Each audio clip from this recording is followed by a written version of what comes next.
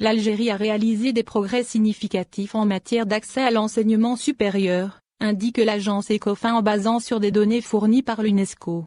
Sur le plan continental, c'est l'Algérie qui a enregistré la plus grande performance avec un taux brut de scolarisation dans l'enseignement supérieur de 51,4%. Excepté la Mauritanie, les autres pays d'Afrique du Nord ont réalisé des progrès.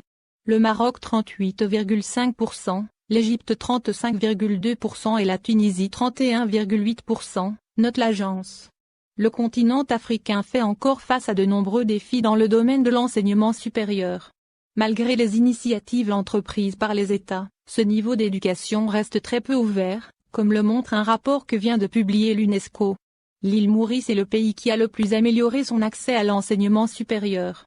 Le pays insulaire qui a obtenu un taux brut de scolarisation d'environ 40,6% a mis en place un système pour attirer les locaux et les étrangers dans ses universités. Cette information a été relevée dans un rapport publié en janvier 2021 par l'Institut de statistique de l'UNESCO. Le rapport intitulé Continental Overview, Bridging Continental Strategy for Africa and Sustainable Development Goal 4 in Africa donne un aperçu des progrès actuels des pays africains par rapport à l'objectif de développement durable, ODD, 4 et la stratégie continentale d'éducation. La performance de Maurice s'explique par le fait que ce pays a lancé depuis une dizaine d'années une politique en matière d'éducation et de formation qui vise à faire de lui un hub sur le continent.